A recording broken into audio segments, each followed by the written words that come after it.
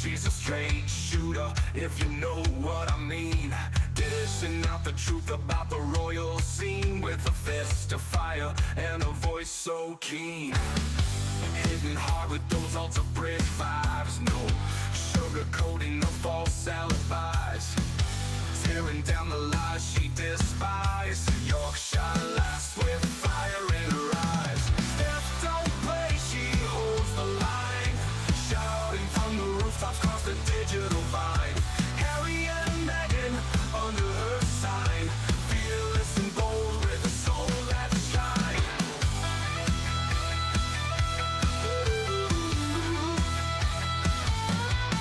In a sea of fake, she's a beacon bright, unraveling the drama without a fright.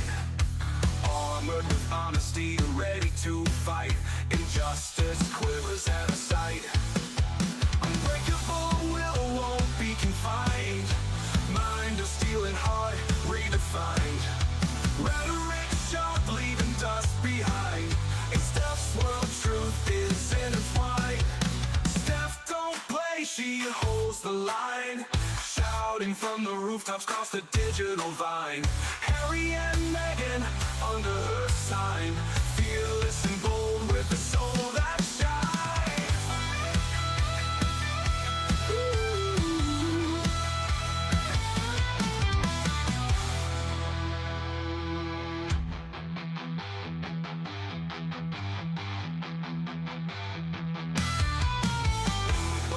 Will won't be confined. Mind of steel and heart redefined.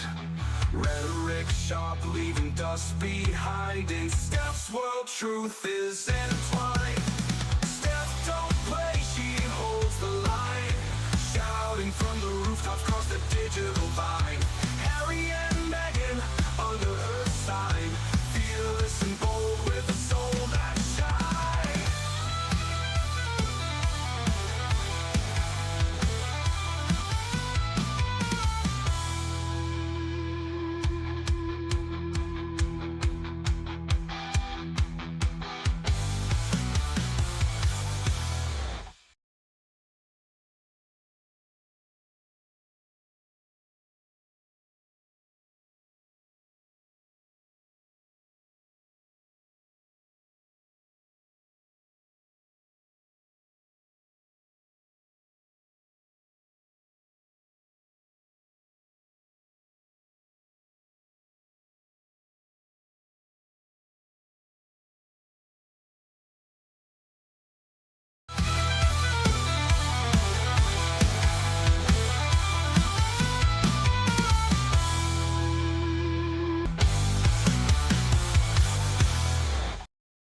Hey up everyone, it's me, Stef, the Alter Nerd, your nerdy alternative, and welcome to the Daily Nerd Live Sunday edition. How y'all doing? How has your weekend been? Has it been as good as mine? I've had an awesome weekend, you guys. We'll get into it a little bit later on in the show, but just to explain to you what is to be expected for today's Daily Nerd Live for Sunday, the 6th of April, 2025. I got you some good ones today. Firstly, Sentebale insider is warning Prince Harry that he should fear that his angry, nasty letter to Dr. Sophie could actually be leaked. Oh, this Sentebale bust-up is not going away anytime soon. Then we're going to get on to the second topic for today's live stream, which is Prince Hazard's latest Sentebale meltdown. He's activated the victim card. Of course he has. What the frick is going on?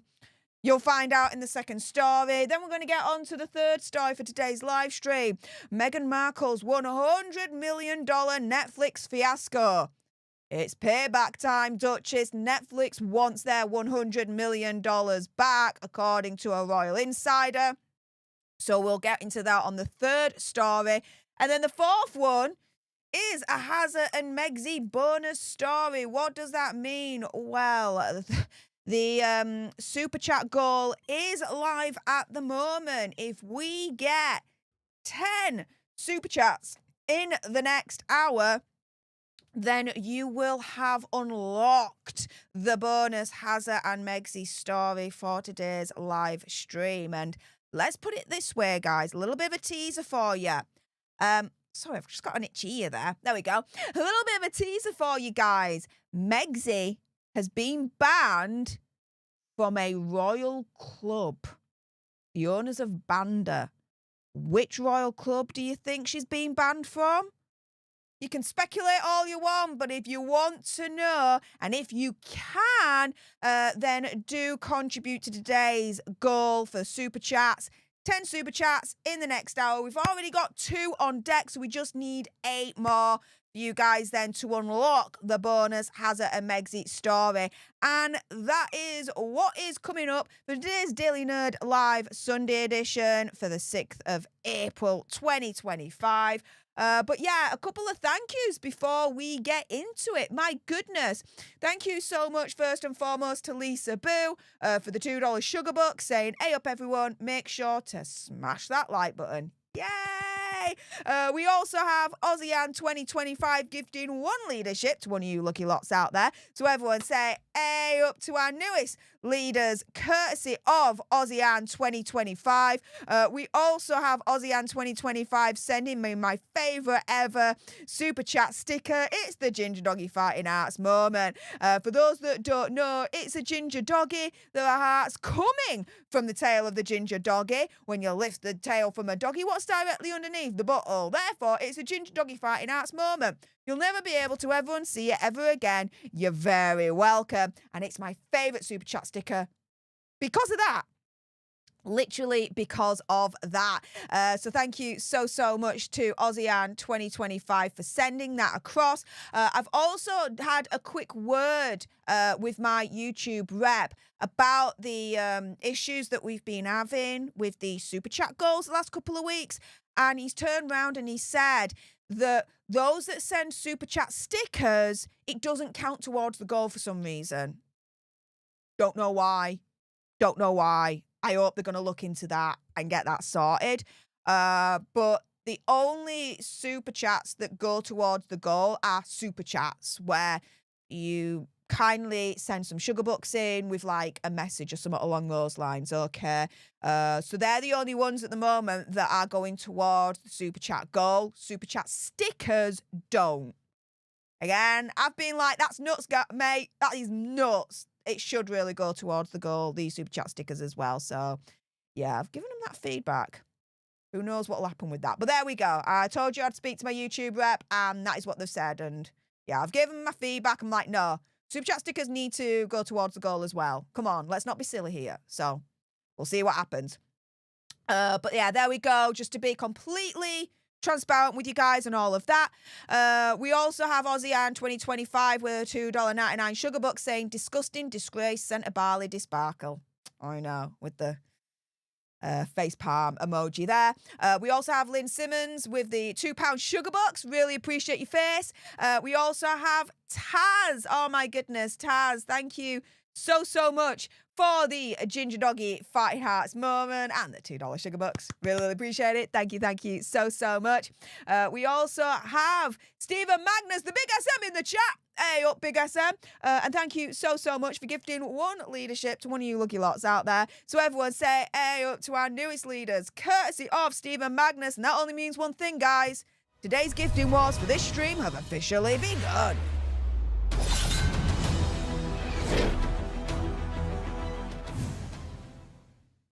So thank you so much to Stephen Magnus for responding to Ozian 2025's gift to kick off today's gifting wars. We're already on 2 leaders for today's stream. Who's going to jump into today's gifting wars and help us get to 5 leaders for today's stream? Guys, we may soon find out. We've just finished our leader-only stream for the month of March, and we had such a fun time. We discussed, amongst other things, Virginia Gouffre.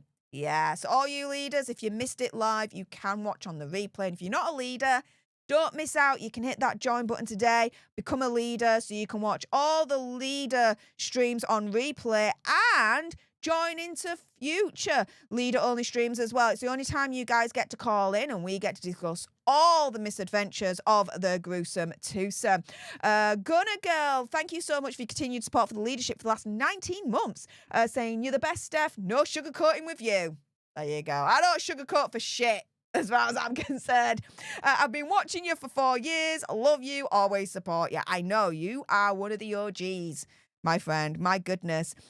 We've got Mic Drop Lisa in the chat. Happy to see you come back to the leader-only streams and call in, love. Saying, my cat says meow. Hello. Okay. Well, to respond to your cat, meow. Meow, meow, and, yeah. Meow. Wendy Barb, thank you so much for the $2 sugar bucks, saying leave it to YouTube. I know. I'm leaving it in their hands now. I've told them what's going on. Hopefully, they'll rejig it so that they will include super chat stickers as part of the goal kind of thing, but we'll see. We'll see. Taz, thank you so much for the $5 sugar bucks, saying you're awesome. Nah. You're awesome, lass. Thank you so, so much.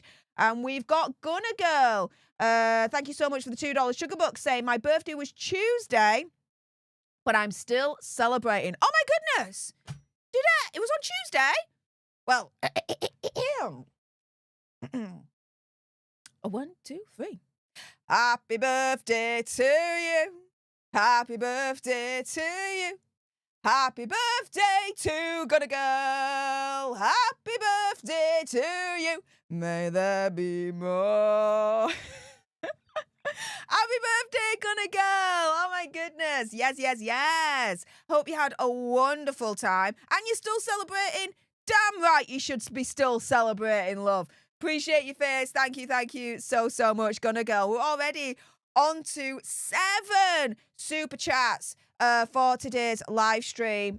3 more to go. Well, 2 more to go now. My goodness, Elizabeth Westaway, thank you so much for the £2 sugar bucks. Appreciate your face. Now 2 more left to hit that super chat goal so you guys unlock the bonus Hazza and Megsy story. And like I said, the bonus story is about Megsy being banned from a royal club.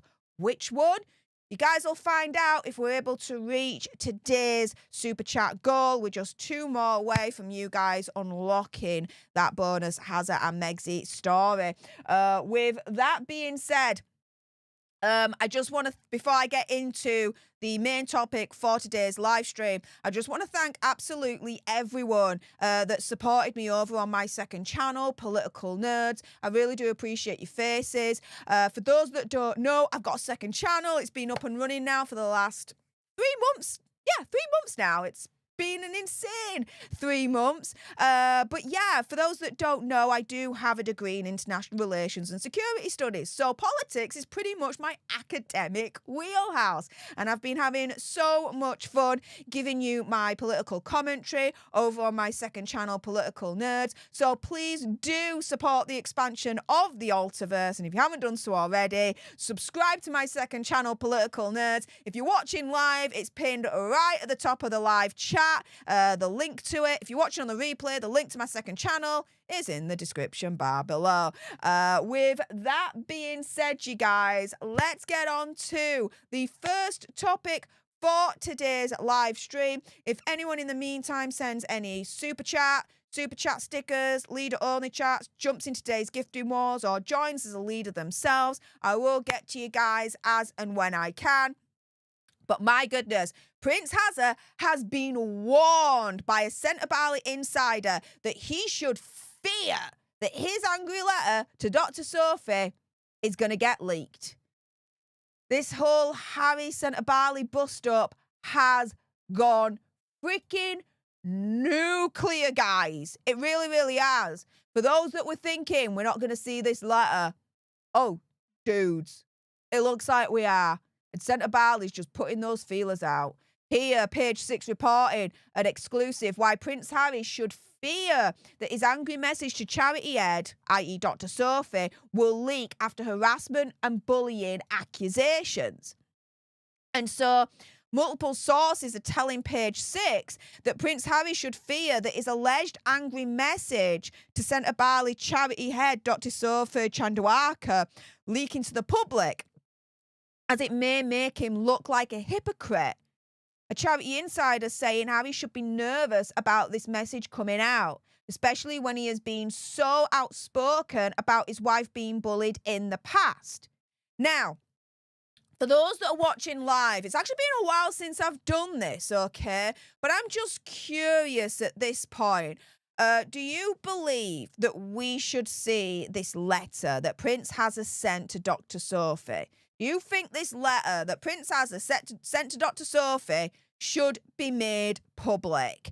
If you believe that should happen, then please hit that like button. Just the quickest and easiest way for me to gauge you guys' opinion, see if you actually agree with me or not, because I think this letter should be open to public scrutiny.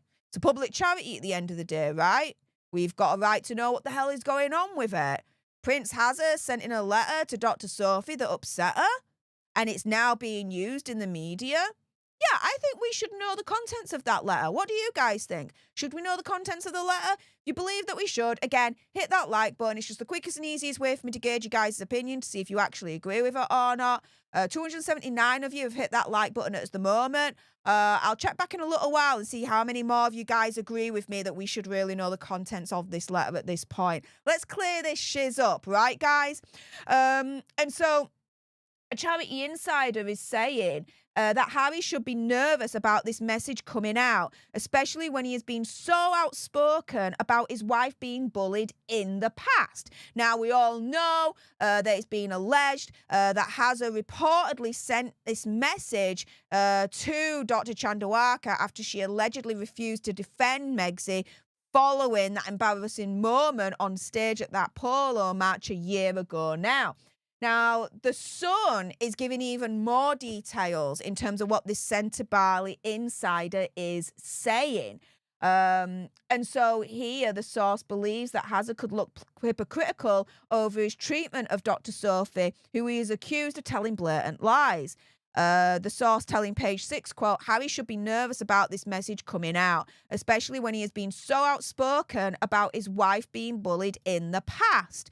When Meghan was accused of being a bully, Harry's world stopped. He moved heaven and earth to try to protect her. He alienated his family to protect her.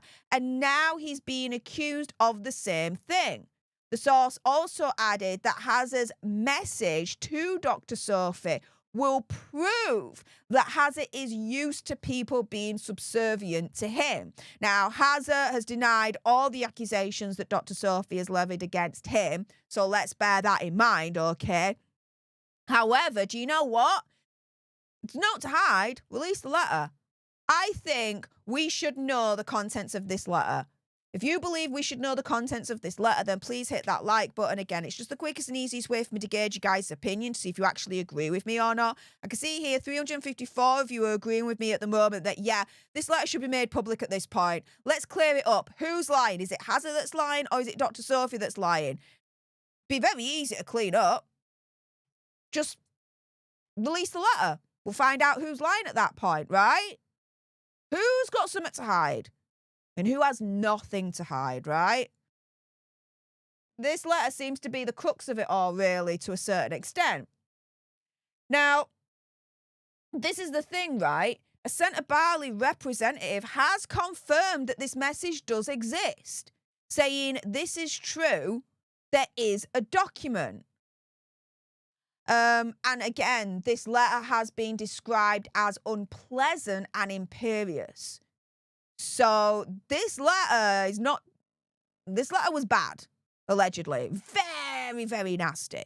And now you've got an insider at Sentebale turning around and saying, yeah, he should be afraid, scared for this letter to be leaked because it ain't going to do well for him. And I can imagine that.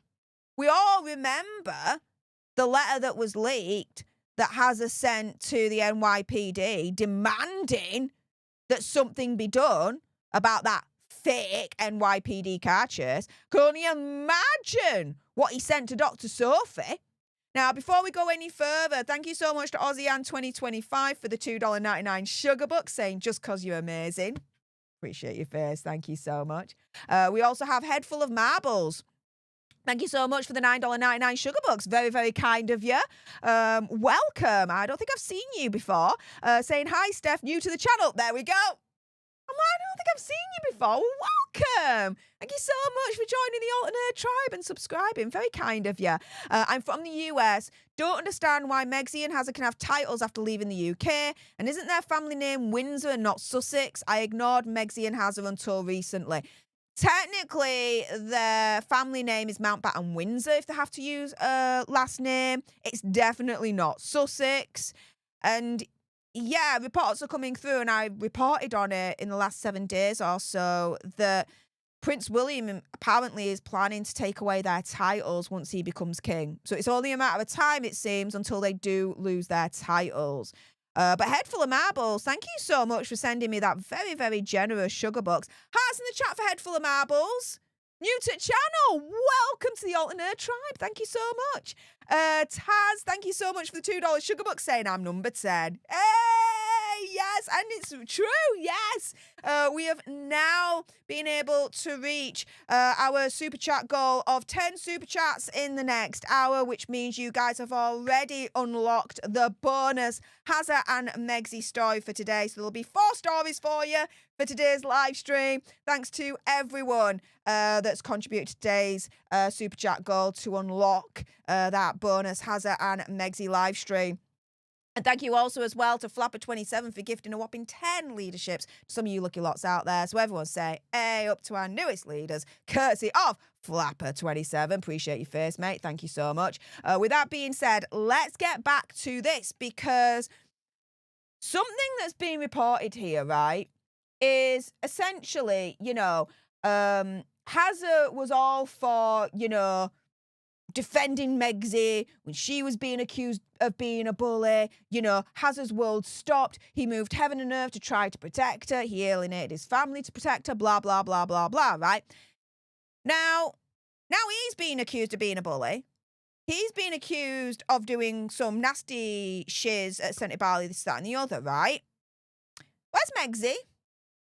Just asking for a friend. Where's Megxie? Why isn't she coming up and defending Hazard through the press via friends, sources, whatever, right? The only friend that's defended him is that dude from Eton, that we then find out, and I reported it on this channel as well, is a PR dude. Hazard's defending Megxie, but I don't see Megxie here defending Hazard. Why do you think that is? I have a theory. I discussed it in our leader-only stream that we just had earlier on today. And I'm thinking I'm going to do a video on that. Because, yeah, it's interesting how Megxie is completely silent on all of this. Now, one can argue, well, she's staying silent on it all because, she's launching a brand. She's just had a series come out. She's got a podcast coming out in a couple of days' time, blah, blah, blah, blah, blah. I think it's a little bit more sinister than that. So stay tuned. But yeah, guys, going on to the live chat here, Jane Durante, Steph, the behavioural panel did a post on Dr. Sophie's body language on her interview, and they say she's telling the truth and they believe her. Oh yeah, totally. And this is the thing as well. When she spoke with conviction, and she didn't stutter. And it flowed. And the language and the syntax that she was using indicated to me, just from an armchair, amateur linguistic analysis perspective, that, yeah, she is telling the truth. I did a little bit of amateur linguistic analysis, was it earlier on this week or last week, comparing Dr. Sophie's statement to Prince Hazard's statement on the announcement that the Charity Commission was going to investigate all of this. It was earlier on this week. And Dr. Sophie, her statement comes right into it. First sentence, I welcome the Charity Commission investigating this. First sentence, right? Hazard beats around the bush. His first paragraph is all about how he set it up, this, that, and the other. Then the second paragraph, he stops talking in the first person, goes to third person and says, we welcome the investigation into Sentebale by Charity Commission. If you welcome it, then you'd say it right at the beginning, not a few sentences down. Also, as well, why change from first person into third person? You're speaking for yourself, not for anyone else. You see, when we're in a group, we feel much more safer and protected than if we're out on our own. Think about it. So, yeah, I totally believe Dr. Sophie in all of this. Shaz, thank you so much for the £10 sugar bucks, saying Meghan needs to take accountability for her own actions in all this instead of dancing around the kitchen cooker. She caused this as much as Harry has. Wait for one of my videos tomorrow. There's rumblings that she actually has caused this. I won't be freaking surprised. Let's put it that way. I really, really wouldn't. Let's see what else you guys are saying. Isabel Russell says, if it's part of a possible court case following the Charity Commission's examination, then it should become public after the legal proceedings have been concluded. Yeah. Yeah. I do think that this letter should be public. Because to me, if this letter goes public, it's going to give a bigger indication as to who's telling the truth. Is it Prince Hazard or is it Dr. Sophie? Now, I'm very, very inclined to believe Dr. Sophie in all of this. Who do you guys believe, right? Let me actually do a poll on that. This is going to be an interesting one. Who do you believe? When I can type. Dr. Sophie, Prince Hazard. Okay. I'm putting a poll up. Who do you believe? Dr. Sophie or Prince Hazard? The poll's up. Use your vote wisely. Let's see who you guys believe. Oh, Gigi, thank you so much for your continued support for the leadership for the last 11 months, saying, finally made alive. Yay! You finally made it. Yay, yay, yay. Let's see. Congratulations and thank you so much for your continued support for the leadership. Appreciate your face. Let's see. Rachel Green says, it must be really embarrassing when you speak about racism, empowering women and bullying, then a woman of colour accuses your husband of being everything that you are against. And this is the thing, right? This is essentially what, this insider is saying. Think about it. Harry should be nervous about this message, this letter coming out, being leaked. Especially when he's been so outspoken about his wife being bullied in the past. Being so outspoken against racism, supporting women, being outspoken against bullying, that if this letter comes out and it shows that I'm not saying it does, I'm just saying if it comes out and if it shows that he's being racist and that he's bullying and that he's disempowering a woman, a black woman, a successful black woman, then yeah, that letter could freaking destroy him and Megxie as well. So yeah, if that letter proves all of that, then yeah, I definitely agree with this charity insider, this Sentebale insider turning around and saying, dude needs to be freaking nervous about this letter and praise to whatever deity he believes in that it don't freaking come out. As the Sun then says, using more quotes from this charity insider, the source believes that if this letter does get leaked, he's going to look hypocritical. Turning around and essentially then saying, he moved heaven and earth to try and protect Megxie. He alienated his family to protect her. And now he's being accused of the same thing. And that this letter, if it does get leaked, will prove that Hazard is used to people being subservient to him. Now, let's be real on this, okay? And let's keep this 100. Of course, Hazard is used to people being subservient to him. The majority of his freaking life, apart from the last 5 years, he was in the royal family. Whatever he wanted, he got. He had servants. He had people do things for him. He's not used to real life, even now. He still thinks whatever he says should go, in opinion, conspiracy theory, whatever. He will still have that royal mindset. You can't blame him entirely for doing that because that's what he grew up with. That's how he's been conditioned. That's what he's learned, right? However, dude's in the real world now.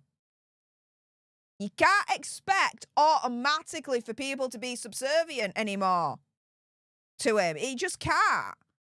Because that's not how the world works when you're out of the royal family, trying to make it as a private citizen. How private a citizen, yeah? He has $100 million contract with Netflix, releasing Polo and all this lot. Yeah, really private, real private, yeah. Lovely how that turned out. I mean, not many people really watch Polo, so there is that. But still, he's trying to make it big in Hollywood, guys. That's how private he wants to be. But no, going back to it. He's not being protected anymore by the royal family, and this shows it. Royal family are washing their hands of him. It's done. And I wonder, it's only a matter of time. This Sentebale story, it is going to die down at some point. And in its place, I think African Parks is going to come back to the fold. And mainstream media then going to latch onto that and dig even further and find even more further atrocities that have happened in the African Parks situation. If Prince Hazard thinks that once Sentebale is done, that it's over and he can move on, think again. Not a freaking chance in hell. And if you think that this letter is the only thing that Prince Hazard fears out of this whole Sentebale bus stop, not a chance. There's gotta be more letters, more emails sent not only to Dr. Sophie, but to other people as well in the Sentebale organisation that will say allegedly are bullying and nasty in nature and potentially racist. Who knows, right? There's got to be more. Because let's put it this way. If someone has the capacity to send an angry letter that is allegedly racist and nasty and all this lot to someone, they can do it once. Oh, they'll do it again and again and again and again and again. So this Sentebale insider is warning Prince Hazard that this angry letter to Dr. Sophie could be leaked. But do you know what? I'd go further. I suspect that there's more of these alleged communications from Prince Hazard to Dr. Sophie and other people in the Sentebale organisation that are just allegedly as nasty in its tone and its construct that they could be leaked as well. Hazard's not being protected by the palace anymore. He's really not. And this Sentebale situation is busting up right in front of his face. And if he thinks that's bad, just you wait until African Parks comes back up again. And that's going to be a freaking nuclear bomb. With, epic nuclear bomb. Because last year when the African Park situation was being covered in mainstream media, I believe that they only scratched the surface. That there's a heck of a lot more. And if Hazard is in fear of this angry letter to Dr. Sophie being leaked, he must be shiz scared as to what could be leaked when it comes to the African Park situation. Because that is much more serious in terms of all the atrocities that are being alleged to have been done there towards the innocent Baka tribes people. With that being said, those watching live, stay exactly where you are. I am not done with you yet because I'm going to be discussing next Prince Hazard's latest Sentebale meltdown. Victim card has officially been activated. What the frick is going on? I'll be explaining that in story number 2. But for those watching live or on the replay, please do make sure you subscribe to join our alternate tribe. Like, share, comment down below your opinion, conspiracy theories, whatever. Do you think that this letter should be leaked? I do. I think the public now have a right to know what's in this letter. So it's going to help us determine who's really telling the truth. Is it Hazard? Is it Dr. Sophie? Now, I'm inclined to believe Dr. Sophie. Let's be real here. But this letter, if we see the contents of it, will go towards a large portion for us to be able to help determine who's telling the truth. And if no one's got anything to hide, release the letter. Let's see what's in it, right? It's a public charity. Let's see what's in the letter. With that being said, let's see what you guys are saying in the live chat before we crack on to the second story for today's live stream. Let's have a look. Eve Nobody says, I was listening to Fiona earlier and it seems that Scotty's little soldiers are being run by Harry's trolls. Just saying. Really? That's scary. That's true. Ugh. Lisa Boo says, get off your high horse, Hazard. Yeah, he needs to. He really does. Carol says, also, HG Tudor reviewed the terms of the trustees. There were trustees were on the board way too long. Well, it depends on the charity's constitution. So each charity that's registered in the UK has to have a constitution, and that constitution then needs to be handed over to the Charity Commission. And so the charity that I was a part of back in the day, I was a trustee, I was on the board, for want of a better phrase, and I was actually the Honourable Treasurer, so I'm very much aware of how inner workings of the finances of a charity actually work, right? All in relation to the Charity Commission and all that lot. And the other thing that I also had to know was our charity's constitution. And in the charity's constitution, it essentially says that as part of being a board of trustee, you come up for re-election every 2 years. That was the constitution in the charity that I was in, okay?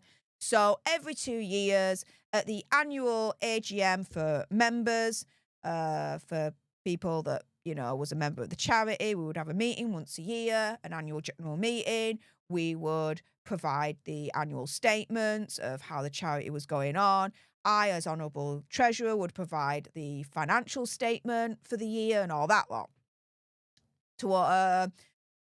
In between all of that, either at the beginning or the end, I can't remember now, there would be an election, and we would be like, okay, Stef is up for re-election this year.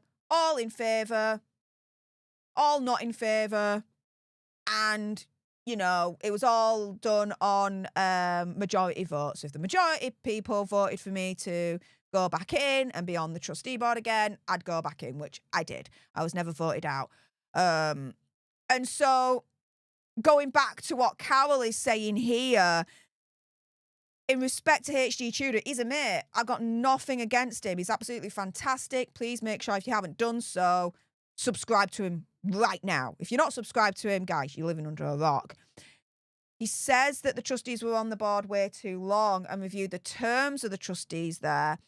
I would respectfully say he needs to look at, if he hasn't done so, Sentebale's constitution. Because in there it'll dictate how long the trustees are on the board for before they have to be up for re-election, that kind of thing. Okay. With that being said, let's get on to the second story for today's live stream. Prince Harry's latest Sentebale meltdown. He's activating the victim card. Did we expect anything less from him?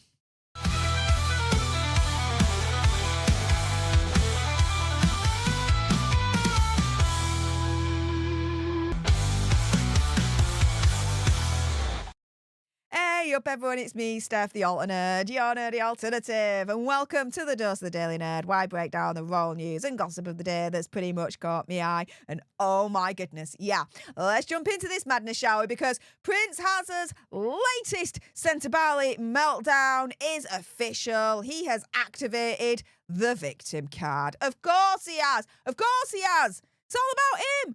Never mind him turning around and being like, do you know what? I'm really, really concerned about Dr. Sophie and her allegations. I'm quite disturbed with it all. Oh my goodness. I want to get this cleared up. let's get it cleared up. No. Not at all.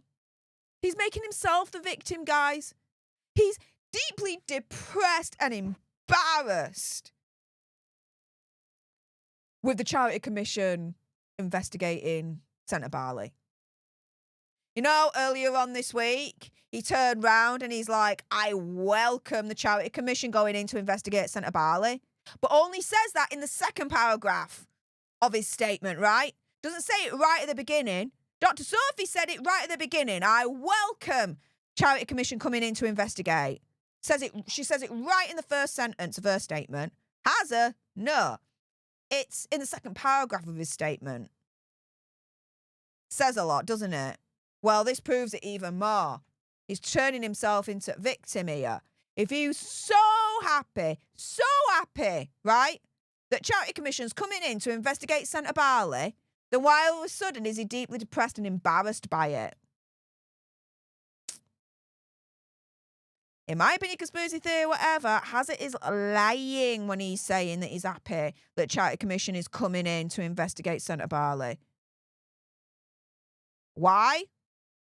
Well, if you're happy for Charity Commission to come in and investigate Sentebale, why would you then be depressed and embarrassed over it?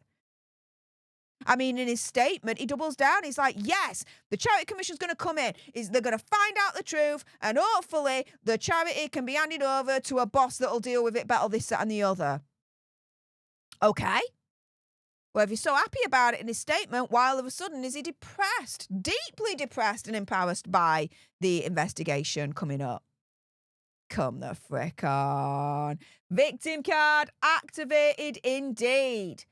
And so a source told Paula Froelich of News Nation that Hazard is deeply depressed and embarrassed by the investigation from the Charity Commission into Sentebale, and is devastated that the foundation he started to honour Princess Diana has been ripped away from him. It's not being ripped away from him. He freaking resigned. He stepped away because he didn't get what he wanted, because Dr. Sophie turned around, opinion, conspiracy theory, whatever, and told him freaking no when he demanded this time last year that she put out a statement from Sentebale defending Megxit after that whole polo award stage situation that happened. She turned around and told him to F off. I ain't doing that. I'm not part of the Sussex PR machine. Neither is Sentebale. You want to defend Megxit? Do it on your own dime. But not on Sentebale's. He didn't like that. He said he didn't like that she turned around and said no. Opinion, conspiracy theory, whatever, and allegedly. And so for now, this source will turn around and say this charity was ripped away from him. What the frick? It wasn't ripped away from him. Let's be real on this. He resigned. Just like the other trustees resigned. No one turned around and kicked him out. No one turned around and forced him to resign. He just didn't like, allegedly, that, the CEO, the boss, wasn't doing what he wanted her to do. Big, massive difference. This source turning around and saying, oh, he's devastated that the charity's being ripped away from him. BS. He decided to walk away. It wasn't ripped away from him. Then the source says, he loves his charities. This is what he wants to spend his life doing. And now one of them is gone. And in the most horrible way. Yeah, in the most horrible way. But he started it. He was the one that released that statement about Sentebale that kicked off this whole public war between him and Dr. Sophie. He was the one that did it. Dr. Sophie, she started a court case against them back at the beginning of March, around about the 5th of March. And that was under the radar. Why? Because she didn't say anything publicly about it. She kept it quiet and legal. It was Hazard that then released that statement that opened up this Pandora's box. And now we have a public Sentebale row that's playing out right before our very eyes.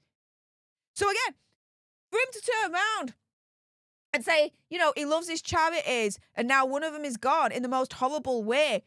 As far as I'm concerned, he's the one that's created this situation that's turned horrible. He's the one that's done it. But again, he's the victim, guys. He's deeply depressed. Deeply depressed that this charity's been ripped away from him. She's the freaking bed. The PR spin on this is freaking disgusting. It really, really is. He doesn't know which way's up at this point. Now, Matt Wilkinson, he's the royal editor at The Sun. And he's turning around and he had an exclusive interview with Sir Trevor Phillips after his interview with Dr. Sophie from last weekend. Now, this article is behind a paywall, but Matt Wilkinson says that Sir Trevor Phillips says that Dr. Sophie is a woman of integrity, that he vouches for her commitment, that he advises Hazard against hand-to-hand combat, because it seems like Dr. Sophie can back herself up. Hazard doesn't seem like he can. And says Hazard may have forgotten the rules governing a charity must also apply to him. He don't think the rules apply to him at all. Think about what's going on with the whole visa situation at the moment that's still ongoing. Come on. But Sarge, thank you so much for the $2 sugar buck saying what took him so long, how he's getting sloppy. He really is. And here, Sir Trevor Phillips, who interviewed Dr. Sophie last week, is essentially turning around and being like, don't be sloppy with Dr. Sophie. She's on it. She's a formidable opponent. And this is extremely sloppy, deeply depressed and embarrassed. Him trying to play the victim card? No. That I do not believe that he's really deeply depressed and embarrassed. He's just trying to make himself into the victim yet again. But here, Sir Trevor Phillips, talking to Sun, is like, you do not want to mess with Dr. Sophie. You do not want to mess with her. But he's trying and he's got sloppy, as Sarge is saying here. Abso-freaking-lutely. Now, we all remember, oh my goodness, Alex Rayner, Harry's friend, and a PR dude, right, turning round and trying to defend him in the press, but saying, that, maybe all these accusations against Hazard and whatnot is because of jealousy of Megxie, that she's jealous of Megxie. Really? So they're trying to spin it that Megxie's a victim in all of this because Dr. Sophie's attacking Hazard because she's jealous of Megxie. What the frick? So they're trying to make out that Megxie's a victim, right? Now they're trying to make out Sussex PR, Team Sussex, whatever the frick you want to call them, right? Then now Hazard's also a victim as well. Because not only is Megxie a victim, because Sentebale didn't come to her rescue to defend her. Wah. Prince Hazard's now a victim. He's deeply depressed and embarrassed. And he's so unhappy that the charity that he loved so much has been ripped away from him. It's all freaking BS. It really, really is. And at the end of the day, right, you can be deeply depressed and embarrassed all you want if it's true. I really don't think it's true at all. I really don't think Hazard is depressed and embarrassed. I believe that he don't think he's done anything wrong. I really do believe that. I really believe that he does suffer from narcissism. I mean, how does he not? He's from royal family. Let's be real here, okay? But I think he suffers from an unhealthy amount of narcissism and believes that he's done nothing wrong whatsoever. And this whole thing of him being deeply depressed and embarrassed, to me, is political spin. To try and elicit some sympathy for Hazard. For people to start believing Hazard. Because he's deeply depressed and embarrassed. Using the Princess Diana card to be like, he set up this charity in his late mother's name. feel sorry for him because it's been ripped away from him now. It's not being ripped away again. Like I said before, he freaking resigned. He resigned from the charity. The charity wasn't ripped away from him. He decided to go because the boss, Dr. Sophie, wasn't going to do what he wanted her to do, allegedly. But yeah, activating this particular victim card, not a good look, especially when Sir Trevor Phillips, who interviewed Dr. Sophie last weekend, is turning around and being like, don't go for her. Hand-to-hand combat, don't even try, don't even think about it. She's clued up and she's ready and she will take you on and, oh my goodness, she will eviscerate you. And I do believe Dr. Sophie's got the receipts. And I do believe one day we will get to see these receipts. And it's going to bury Hazard. It really, really is. With that being said, those watching live, stay exactly where you are because we'll be getting on to the third topic for today's live stream. Meghan Markle's $100 million Netflix fiasco. Netflix is like, it's payback time, Duchess. We want our $100 million back. This according to a royal insider. What the deuce is going on? Those watching live, stay tuned because I'm not done with you yet. But for those watching live or on the replay, if you haven't done so already and you want more of this stuff, then please make sure you subscribe to join our Alternate Tribe, like, share, comment down below on the replay your opinion, conspiracy theory, whatever. Do you think it's wrong for Prince Hazard to play the victim card? Let me know in the comments down below. Again, those watching live, stay exactly where you are. I'm not done with you guys yet. For those watching on the replay, thank you so much for tuning in. I appreciate all your faces. And until the next time, you guys, laters.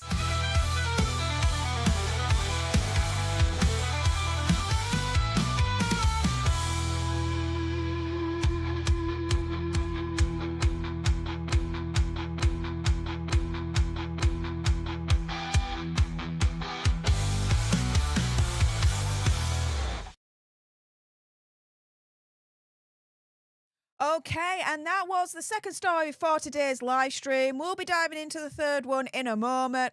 But thank you so much to the big SM for the £5 sugar bucks, saying after 4 years, Megsy produced the sample of use for trademarks, Archewell Audio and Archewell Foundation after 5 and 6 month extensions. Wow.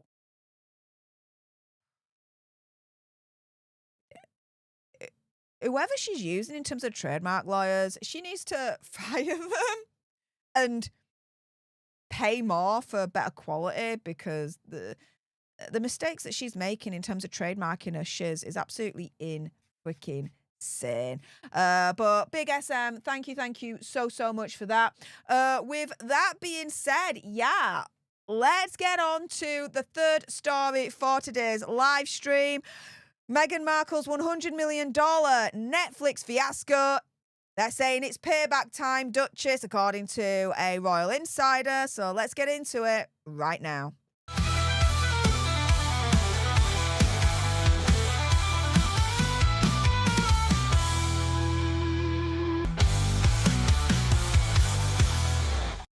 Hey up everyone, it's me, Stef the Alternate, your nerdy alternative, and welcome to the Dose of the Daily Nerd, where I break down the royal news and gossip of the day that's pretty much caught my eye. And oh my goodness, yeah, let's jump into this, shall we? Because Megsy has entered the $100 million Netflix fiasco. They're like, it's payback time, Duchess. According to a royal insider, here we go. Sun exclusive. Megsy's jam rage is so out of touch that Netflix just wants its £100 million back. Now, let me be very clear on this, okay? Jam is not her jam. She legally cannot actually call her jam. She has to call it spread. Why? Because she doesn't have the correct ratio of ingredients within her product to actually be able to call it jam or even preserve. She has to call it spread. So when she said earlier on this year that jam's my jam, no, it really isn't, Megsy. It really literally isn't. But here we go, okay? So Meghan Markle, she left apparently a lot of people disappointed after everything sold out within the first hour of her range going live earlier on this month. Royal experts have criticised that her products are out of touch, particularly given that her jars of jam ranged from £11 to double, which was £22 for a limited edition honey one. Speaking on the Sun's Royal exclusive, you've got news commentator Samara Gill saying, I don't know what world she thinks she's living in right now. She hasn't stepped foot outside the gates of Montecito to understand that. I don't know if your average American is going to be dishing out $14 for a pot of jam, or it's not really jam. It's a strawberry preserve, of course, but I think the whole lineup is really out of touch. It's not even strawberry preserve, it's spread. Again, to call something a preserve, it still has to have a specific ratio of ingredients inside. You can't even call it that. It has to be spread. But then she says no one's paying £12 or $12 for some tea. Now, let's be completely honest here. And again, let's keep the same energy. Flamingo Estates, they sell jars of honey and jam and things like that. And their limited edition jars can sell like $100, $200.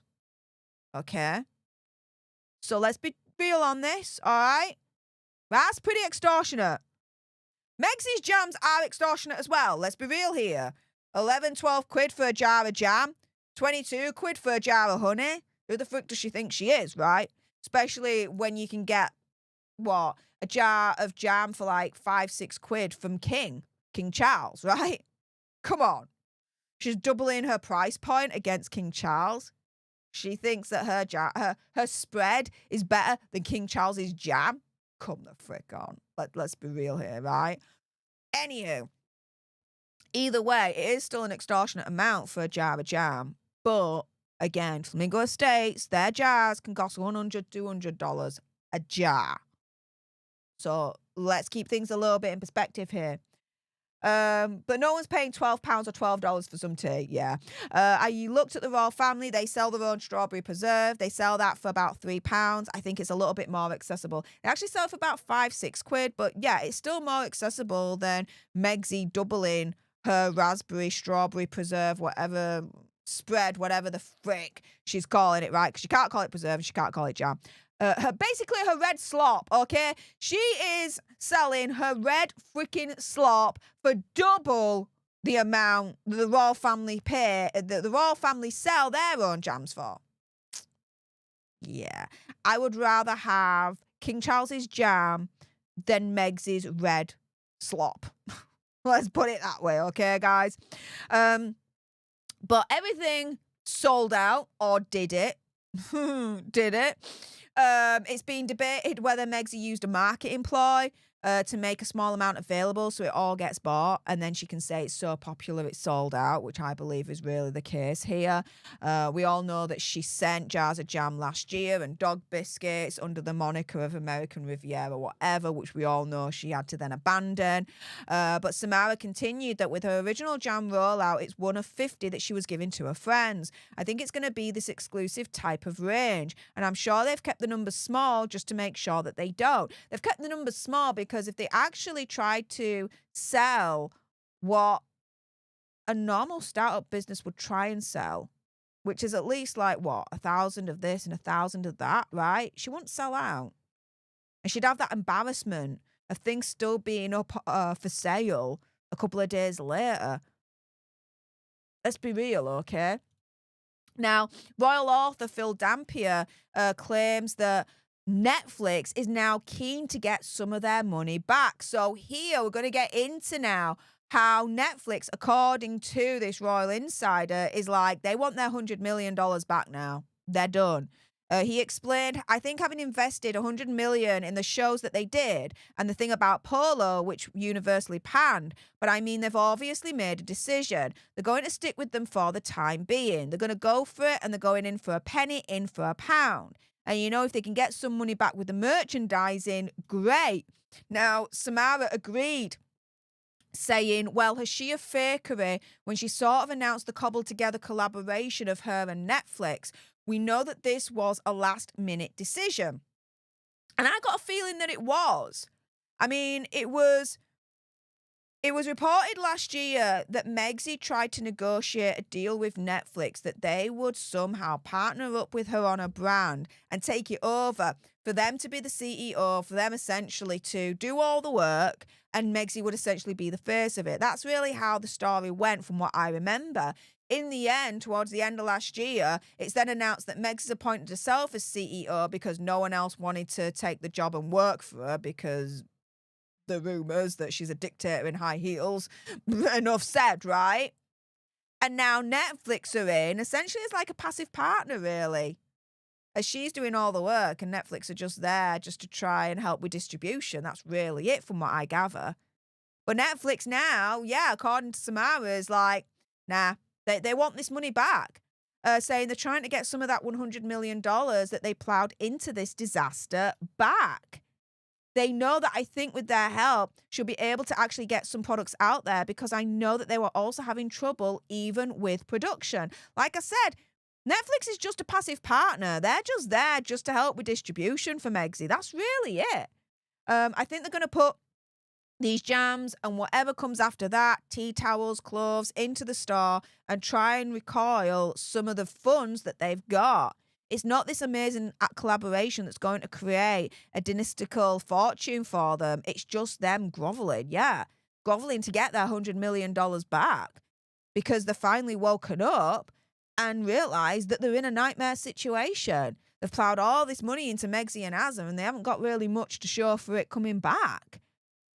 Like a Netflix insider said after filming With Love Meghan, and again, I reported that on my channel months ago. They were like, do you know what? We were behind the scenes with her, helping her on production, this, that, and the other. And guess what? The end product ain't worth the hassle. Ain't worth the hassle that we get from her. It just ain't worth it. She's a fucking nightmare. Yeah, there's a pattern coming on. You see what's going on here? Now, before we go any further, Melinda Sun, thank you so much for the $1.99 sugar bucks. Are my favourite. Virgin Doggy Fat Announce moment. I love it, love it, love it. Thank you so much. Now, am I surprised that Netflix is now desperate to get their $100 million back and try and recoup some of the losses that Hazza and Megxie, as far as I'm concerned, have caused them? Oh, hell yeah. Is this a desperate attempt for Netflix to try and get their money back by partnering in some way or form with Megxie on a brand? Hell yeah. Yeah. Because it's the first time they've ever done it. They're that desperate to get their money back that they're partnering with her. Not good, not good. They're wanting their $100 million back. They're knocking on Megxie's door. It's payback time, biatch. We want our money back, Duchess. Gimme. Thank you, Chris Mills, for the very, very wonderful £10 sugar bucks, saying, apparently Klepto Meg's dried flowers are identical to bulk rabbit food dried flowers. Do you think she's rebagging rabbit food like a pretzels? I've seen that. Oh my goodness, dude, I saw that on Twitter and the comparison is uncanny. It definitely looks like rabbit food dried flowers. And do you know what? It got me thinking. So you guys know, for ages now, I've been like, we're going to do these jam wars. I'm going to get Megxie's spread, okay? And we're going to do the jam wars. I'm going to find out which one's better. Megxie's spread, the King's jam, the small batch company jam, the Californian jam that Megxie was accused of ripping off at one point, and proper homegrown Yorkshire jam. Which one's better? Those jam wars are coming. When Megxie actually does a launch, when there's more than, let's say, 10 products in each bit, then yeah, I've always said I'm gonna do this. I'm gonna get a jar jam from Megxie. I'm gonna do the long-awaited jam wars. The other thing that I'm thinking of doing is getting that rabbit food, dried flowers, and getting her dried flowers, Megxie's dried flowers, and doing a comparison taste test. I'm really, really thinking of doing that. What do you guys? What do you guys think? Should I do that? If you're watching on the replay, let me know in the comments down below. And if you're watching live, let me know in the live chat right now. Should I do that? Should I continue with the jam wars? And should I start dried flowers wars. The flower wars. We'll just call it the flower wars. Let me know, you guys. With that being said, those watching live, stay exactly where you are. I am not done with you yet, because we're going to be coming up to today's bonus story for the Daily Nerd Live. Yes, Meghan Markle's Royal Club snub. The owners have banned her.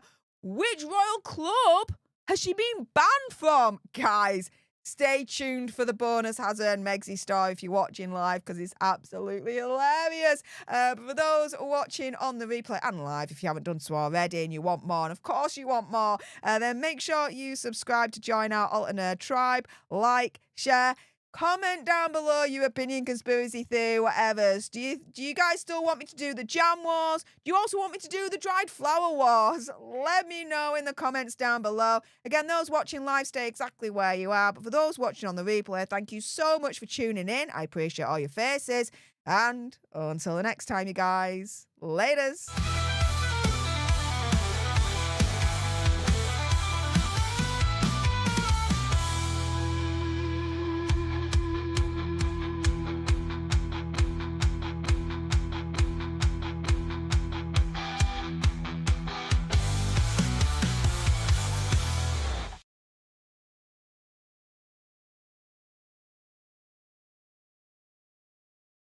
Okay, and that was the third story for today's live stream. We're going to get on to the bonus Hazard and Megsy story in a moment. I'm just going to jump into the live chat and see what you guys are saying. I've just asked, do you want me to still do the jam wars? Do you want me to do the flower wars? My goodness, that would be an interesting one.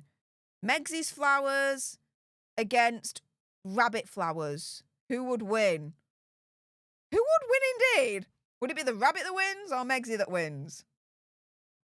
Be an interesting war to do, wouldn't it? What do you guys think? Lucy Jane Cruz is saying, do it. Okay.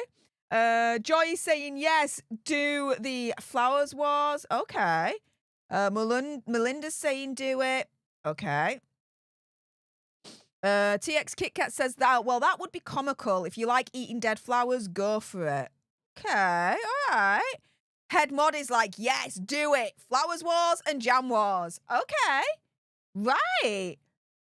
Wendy's saying, can't wait for the flower wars. Right, interesting.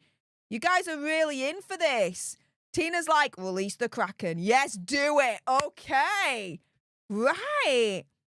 Anna says, don't do it. It'll be gross.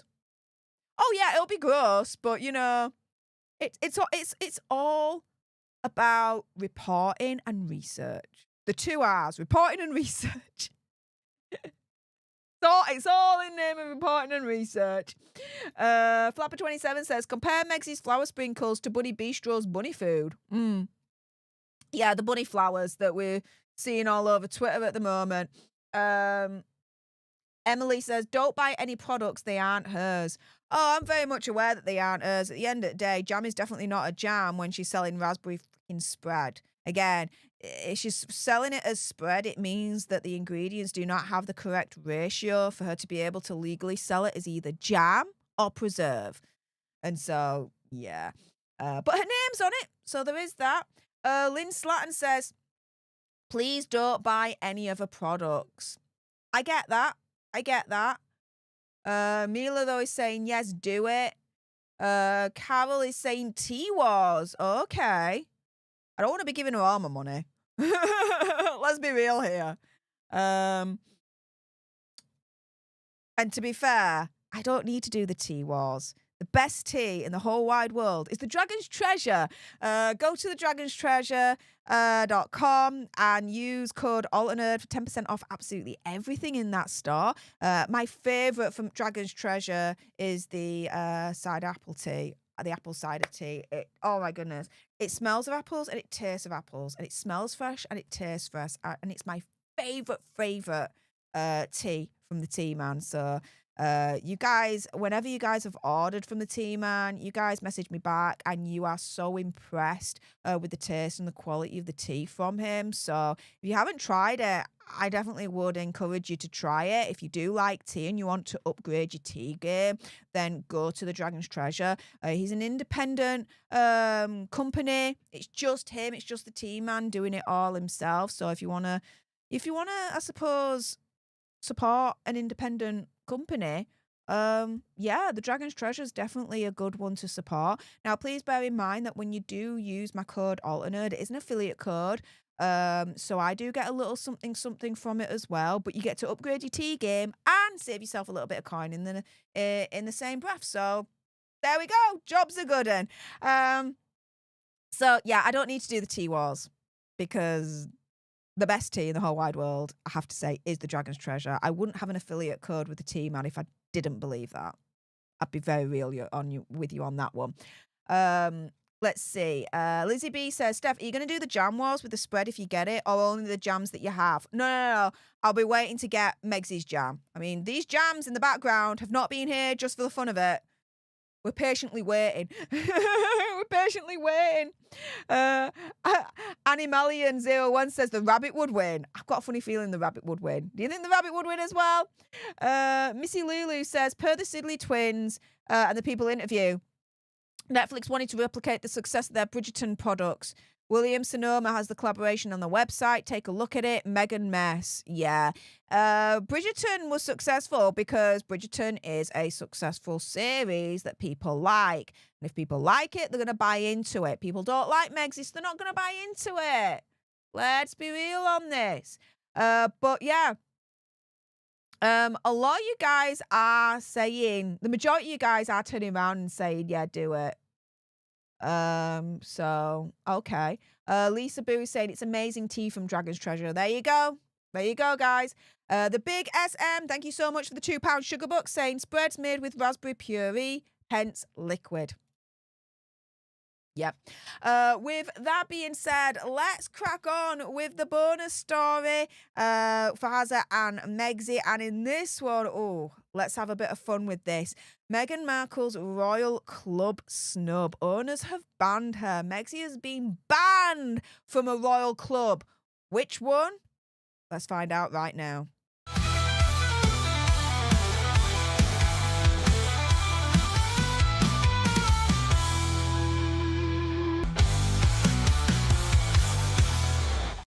Hey up everyone, it's me, Steph the Alternate, your nerdy alternative, and welcome to the Dose, the Daily Nerd, where I break down the royal news and gossip of the day that's pretty much caught me eye. And oh my goodness, yeah, let's jump into this madness, shall we? Because Megsy has been banned from a royal club. The owners have banned her. There is a royal club snub that is slapped all over Megsy's face right now. Which royal club? Oh, let's have some fun with this story. So this has been reported by the Daily Mail, the new high society super club where Meghan Markle is banned from the founders of the noughties night spot Bougie, famed for its royal hedonism.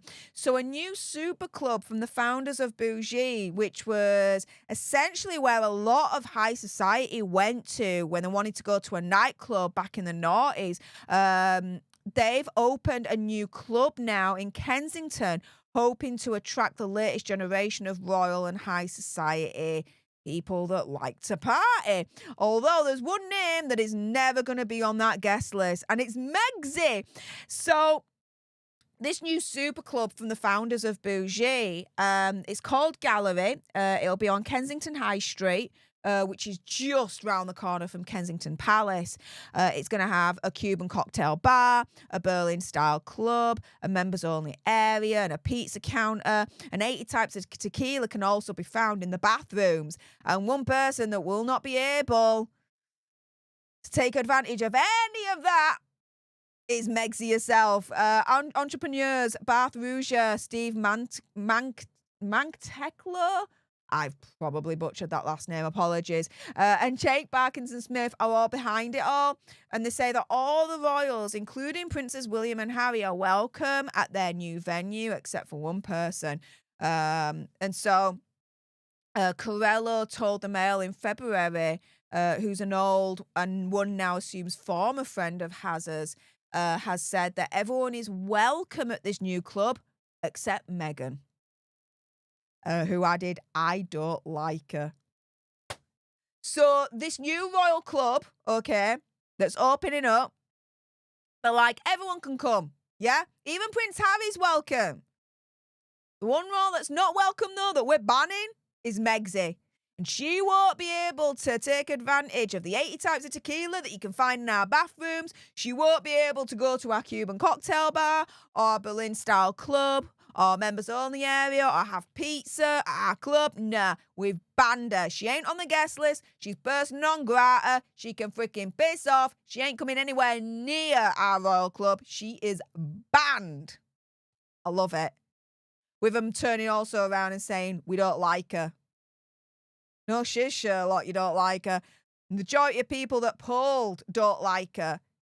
She's one of the least popular members of the royal family. The member of the royal family that's least popular than her is Prince Andrew, and that's saying something. Do you know what I mean? So, Gallery is being dubbed Bougie 3.0. And yeah, it's still going to be open for Princess Catherine and Prince William. Corello points that the Prince and Princess of Wales went on one of their first dates at Bougie, saying they drank crack babies and they loved it. And so a crack baby, shots of vodka with passion fruit juice, chopped strawberries and Chambord liqueur. And yeah, the cocktail is available on the menu at the Gallery, their new Royal Club, which again, Megxie will not be able to take part in a crack baby because, yeah, she's banned. She's banned from even going there in the first place. And so Bougie is very, very famous, very, very well known for its high-end clientele and the members of the royal family that actually used to go there to party. You did have Prince Harry back in the day that used to go there, but also Prince William and Princess Catherine were pictured there as well. And so on any given night, you could have seen Princess Catherine and Prince William, Prince Harry, Princesses Eugenie, Beatrice, and even Zara Tindall going there. And so this is Bougie right there.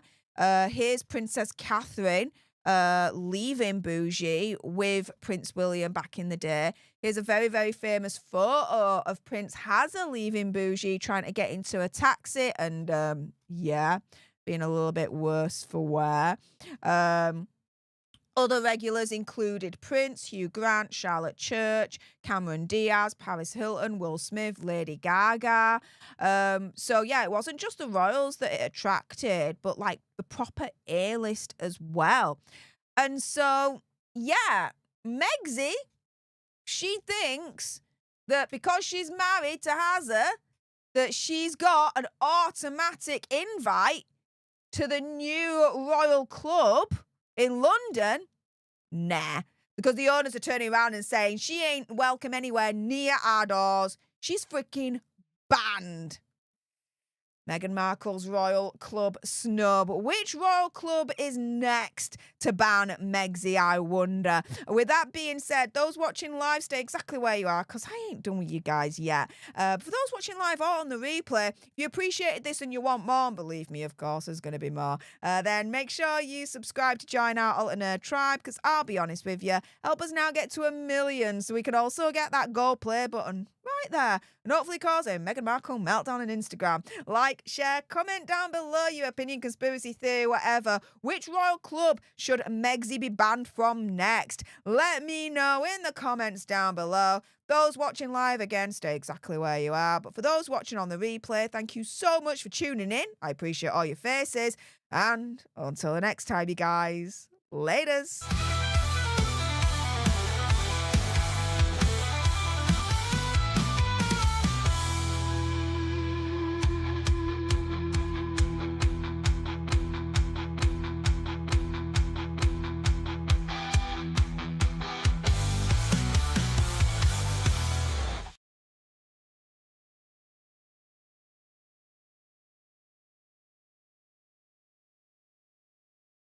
All right. and that was your fourth Hazza and Megzy bonus story for today's live stream. Thank you so much to everyone that helped us achieve today's super chat goal. I appreciate all your faces, so thank you so much for that. Let's see what you guys are saying in the live chat in relation to the fourth bonus Hazza and Megzy story. Suzanne Jaser, oh, here we go. I hope the letter gets leaked. Harry needs to be exposed for the entitled, self-deluded loser that he is. I just hope that we find out the contents of the letter so that it'll help us determine even more who's lying and who's telling the truth. To me, this letter is going to help a long way for us to determine who's lying and who's telling the truth. Now, at the moment, I'm totally team Dr. Sophie. Let me be real here. And I believe if this letter does become public, I think it's going to prove her right even more. But we need that confirmation, I think. So there we go. Let's see what else you guys are saying. Jimbo says she should be person non grata from the UK and all the Commonwealth. Okay. So Jimbo's turning around and saying Meghan Markle's next royal club ban should basically be the UK and the Commonwealth. So she's banned from the UK club and she's banned from the Commonwealth club. Do you know what? I wouldn't shed a tear if she was banned from any of those clubs. Absolutely. Tressa Kindred says they only go silent when the accusations are true. Tell me about it. They're very, very quick through friends of or through sources close to the couple to defend. But when there's not anything much to defend, because it seems that potentially they might be guilty of said allegations, they do tend to be a lot more quiet, don't they? Interesting that, right? Let's see what else you guys are saying. Carol Blair says, make it the War of the Flowers. A bit of a takeoff from the War of the Roses. Oh, impressive. Extra nerd points to you, Carol. I love that. So, SM, here we go. War of the Roses all over again with rose petals. We'll see. Candy Guinness says Meghan isn't royal, she's a Soho madam. Allegedly.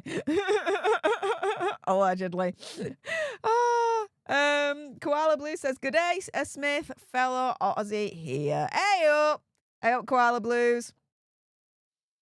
Robert Davis says, Steph, do not forget he's coming to the UK to go to court for the taxpayers police, so he can't be that stressed. I know, right? Stay tuned and make sure you are subscribed to this channel because I'm going to keep a close eye on the court proceedings that's going to happen beginning of next week. I think it's like the 8th or 9th. And hopefully in the appeals process, he's going to be absolutely shut down and denied because I don't want any of my taxpayer money going towards him and his family. Get the frick out. Not a chance. He's not a working member of the royal family anymore. He can pray for his own damn protection. And that is that.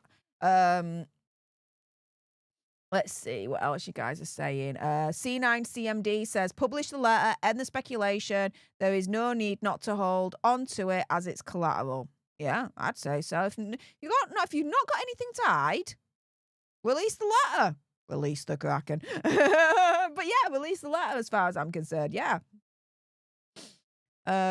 Sarai says, I just want the letter to confirm what we already knew, that he's just as much as a bully as his devil wife. Well, this is the thing. It's going to confirm, as far as I'm concerned, a large part of who's telling the truth. Is it Hazza or is it Dr. Sophie?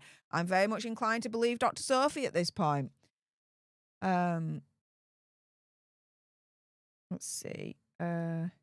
A. Smith says, Dr. Sophie comes with the receipts and isn't lying about the toxic duo. I mean, she said it herself in her initial statement that she was the whistleblower, that she went to the charity commission to report on what was going on with Sentebale. If you've got something to hide, you wouldn't go to the official charity regulator because you'd be scared that they would find something that you're trying to hide. And best believe when the charity commission come in to investigate a charity, you can't hide shiz. You really, really can't. It'll feel like you've had 1,000 colonoscopies and then some. You won't be able to sit down for a freaking year after the charity commission is finished with you. Let's put it that way. Let's see. Koala Blues. Thank you so much for the $2 sugar buck saying, loving this live, Steph. Thank you. Well, thank you so much for your support. I really, really appreciate it. I saw someone earlier on ask, where's my top from? That I'm wearing. So this is an Endura top. It's actually short-sleeved cycling jersey. I went cycling again today. I did about 20 kilometers. So a little bit of a short bike ride, to be fair, short and sweet one. But yeah, I went on another little bike ride today. I mean, the weather was glorious for it. It really, really was. And I love riding my bike because it just gives me an element of freedom.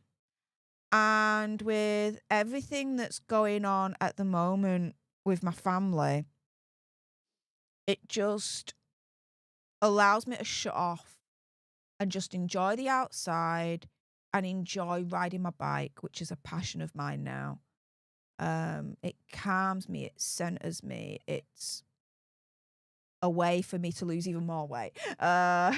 So, you know, I absolutely love it.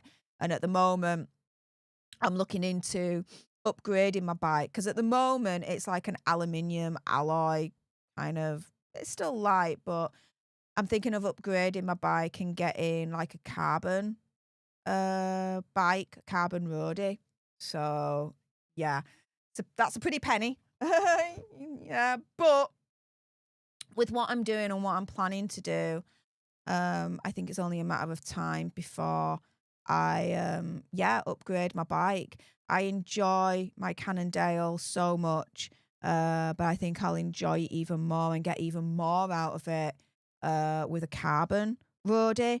I mean, riding my bike, what it does for my mental health and how it improves it and centers me and makes me more happier, it just out of this world. It's out of this world. And so, yeah, sorry, going back to, I went on a little bit of a tangent there, but going back to someone's original question that I saw in the live chat where I got this top from, it's an Enduro top. It's a cycling jersey, short sleeved. I got it from Evans Cycles. It was in the sale. It was like £4 or £5. Literally in the sale for around about that amount. I bought like a ton of them. I was like, oh, wow, I'm going to take advantage of this sale. And so I've got it in different colours and everything. But this is like one of my favourite ones because I like the detail in here. It just looks very sci-fi and nerdy. I quite like it. So, yeah, there we go. Let's see what else you guys are saying. Oh, mic drop, Lisa. Thank you so much for the £2 sugar bucks. And yes, I see we've achieved a double monkey so far. So we'll be playing that in a moment. Absolutely. Let's see what else you guys are saying. Headmod says I like the top. I do too. That's why I bought it.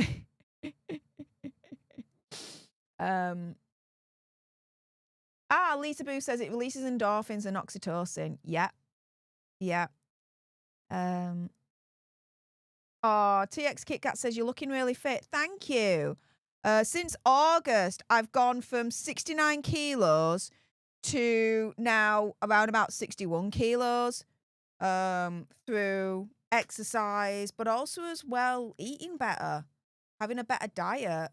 And so, yeah, I'm still continuing to lose weight, get fitter, so I could be faster on my bike as well.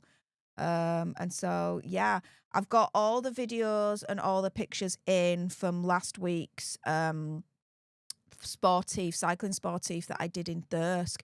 And so I'm now actually editing a video together, which I hope to release next Saturday.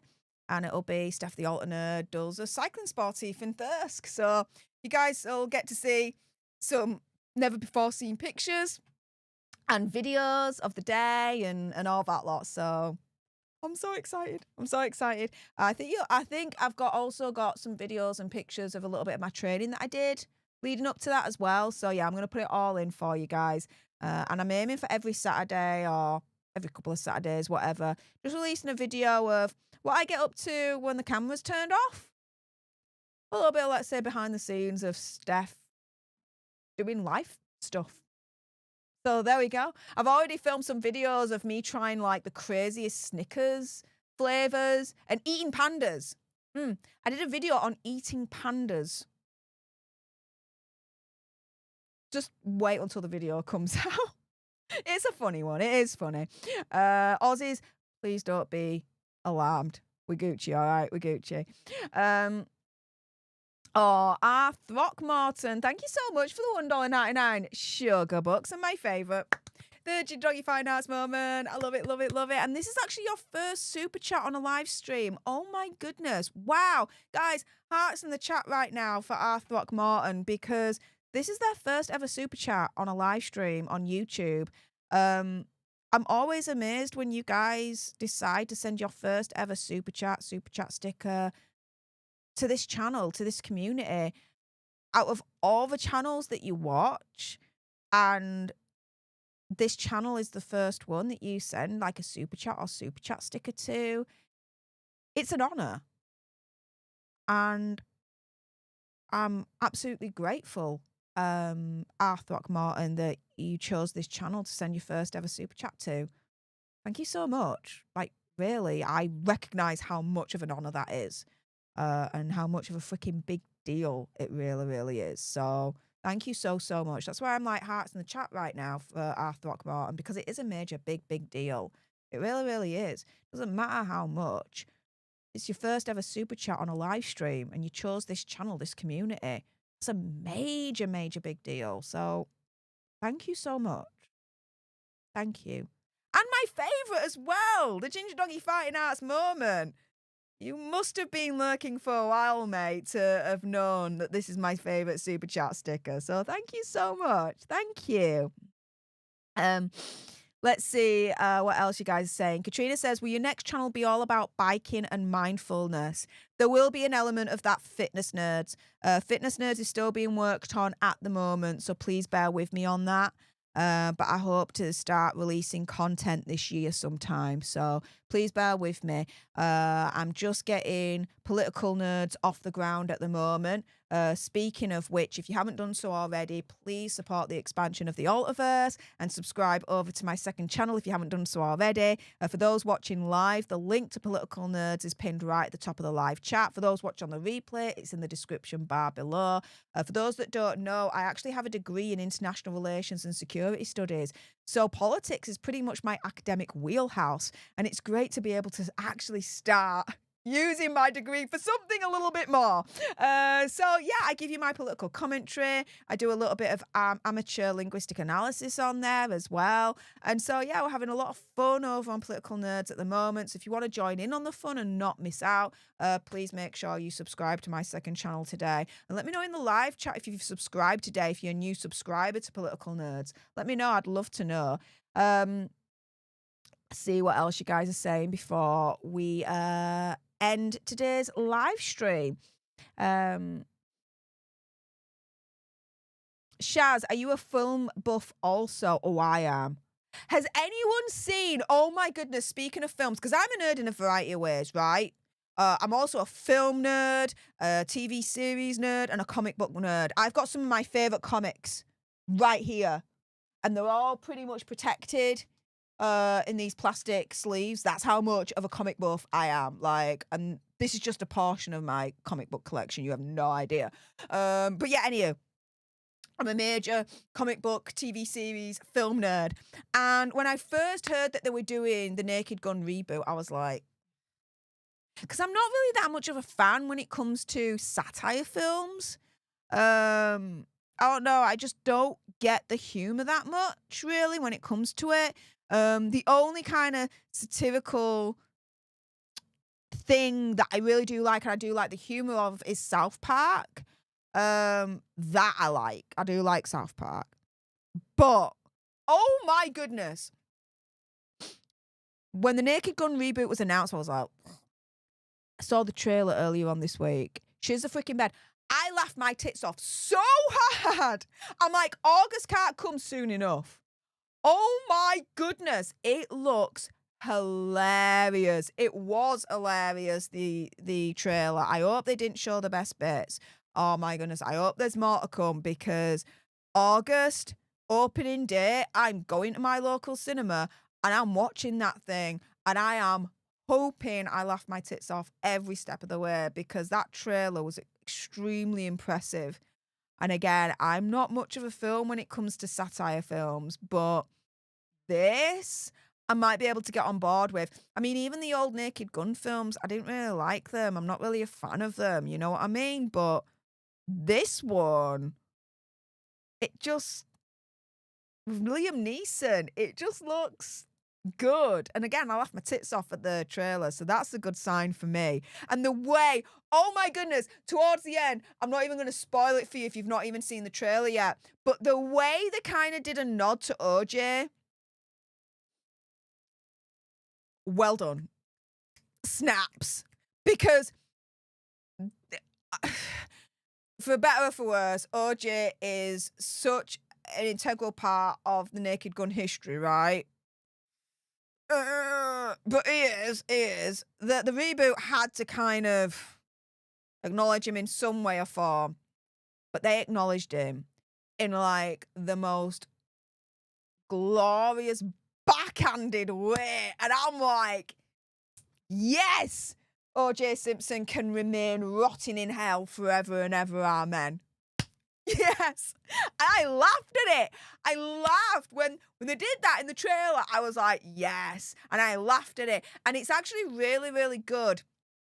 I'm getting a little bit film nerdy now, but I'm Stef the Alter Nerd. I'm a nerd in a variety of ways. Films is one of them. I'm actually really, really impressed that they included that OJ skit in the trailer because it's actually clever of them to do that. Why?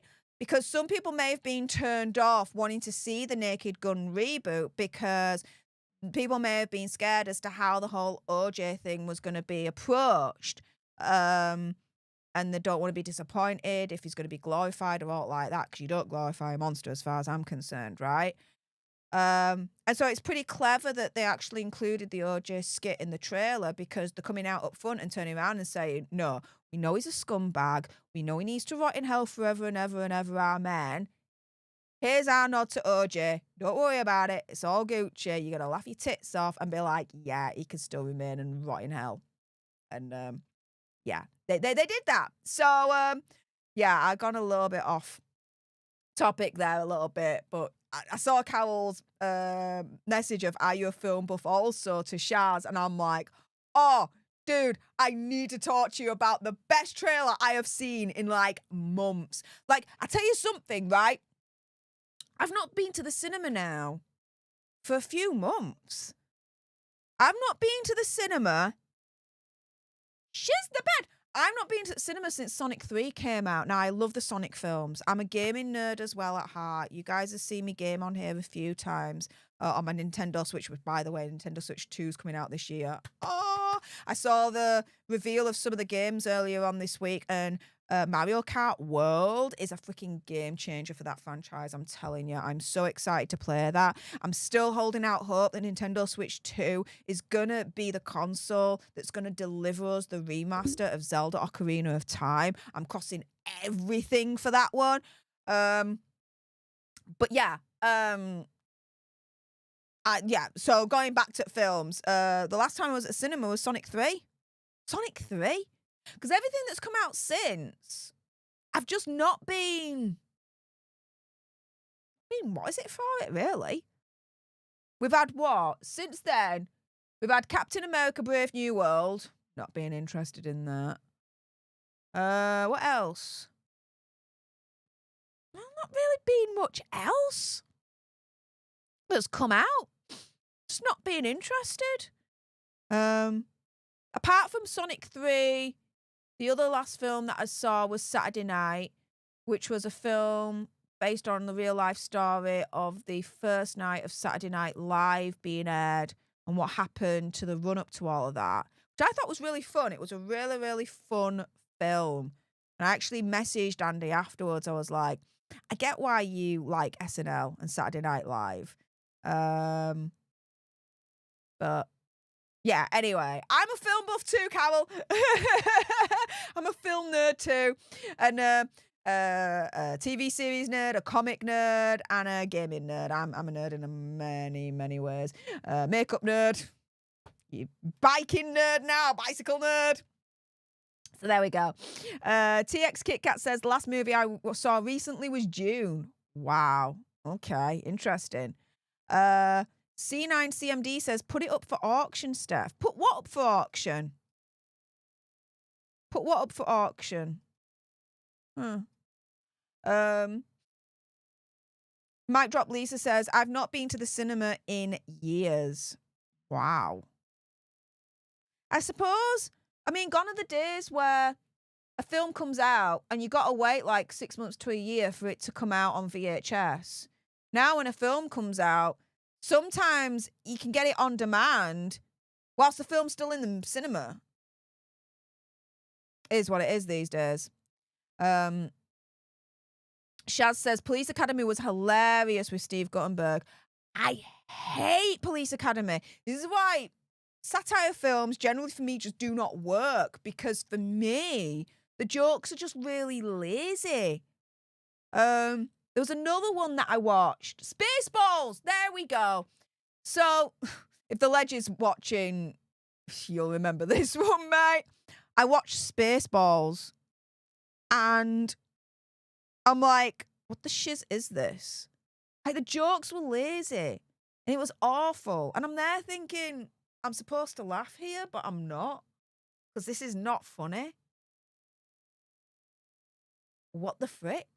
Like, I remember one particular joke where they're all out trying to search.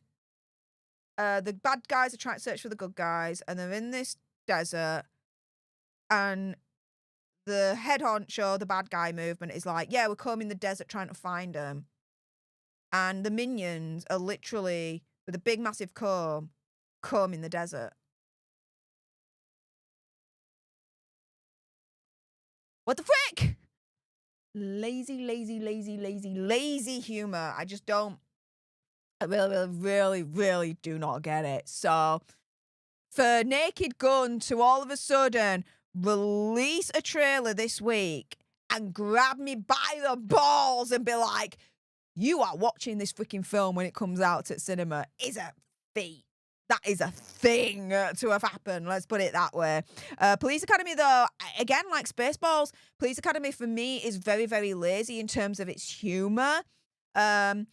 Especially the later Police Academies. As the Police Academies go on, it just gets lazier and lazier and worse and worse. I can just about stomach the first Police Academy through gritted teeth. The rest of them, though, what the frick? It's a mess. It really is. Not a fan at all. Let's see. Yeah, Lisa Boo, Comb the Desert. There we go. Animalian01 says, I hated Spaceballs. Welcome to the club. King Bob, though, says Spaceballs great. You see? Some people like, some people don't. That's okay. It's all Gucci. Let's see. Carol says it's a satire of Star Wars. Oh, I know it was a satire of Star Wars. But Star Wars already did a satire, and that was episodes 1 to 3. From Phantom Menace all the way to episode 3. Star Wars eventually satired themselves, all right, in the late 90s, early 90s. Jobs are good un. But now, people look back. I remember when those films came out, episodes 1 to 3, and they were like, right, they hated it. They hated the films, right? They panned them, this, that, and the other, for good reason as well, because those films aren't really that great. The storyline, the freaking dialogue, oh, it just, Jar Jar Binks, don't even freaking get me on him. Ugh. However, now everyone talks about episodes 1 to 3, and it's like, oh, they're great, they're wonderful, they're classic Star Wars. Yeah, only because Star Wars has got shittier and shittier and shittier, and people are forgetting how shit episodes 1 to 3 are, because we've had shittier Star Wars since, i.e. episodes 7 to 9. Then you have all the other Star Wars offshoots that have happened since then. on Disney Plus with the series. Apart from The Mandalorian, the rest of them is absolutely shiz. You do have Rogue One. Rogue One as a film, I do like. I'm okay with Rogue One. But the rest of it, Kathleen Kennedy has literally run Star Wars into the freaking ground. How the hell do you do that? How the hell do you achieve that? What the frick? But there's been so much shit Star Wars that has come out in recent years. But essentially, it's making episodes 1 to 3 look good. People are now turning around saying episodes 1 to 3 aren't that bad. Are you forgetting yourselves? They are that bad, all right? When you've got Anakin Skywalker talking about sand for 5 minutes, it is still that bad. It really, really is. Oh my goodness. Anywho, on that bombshell, I am going to end it here. Thank you so much to everyone that's tuned in. Thank you so much to everyone that's subscribed to this channel. I really do appreciate your faces. My goodness, we're now less than 100 away to get into our next milestone of 128,000 alternates in the community. So thank you so much to everyone that's hit the subscribe button so far. I really appreciate your faces. Thank you so much to everyone that's hit the like button. Oh my goodness. We've achieved a double monkey. And what does that mean? Well, for every 500 likes, we achieve a monkey. And we've got over 1,000 likes. That's a double monkey. So before we end, get your dancing monkey shoes on, because it's monkey time.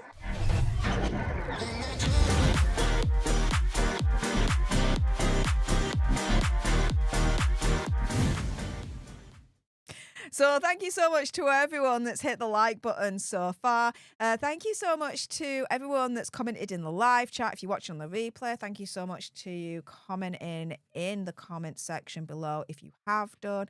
And thank you so much to everyone that sent a super chat sticker, leader only chat, jumped into today's gifting wars, or become a leader yourself. I really do appreciate all your support, whichever way you're able to give it. Thank you so much. Next week, you're going to get your 3 Daily Nerds Monday to Thursday. Then I'm going to be live on Friday for the Daily Nerd Live Friday edition, 7 o'clock UK time, 2 o'clock Eastern. And then I'm going to be live this time next week on Sunday, 10 o'clock UK time, 5 o'clock Eastern. Please bear in mind that the week after, I will be in Italy. Unfortunately, it's not a holiday.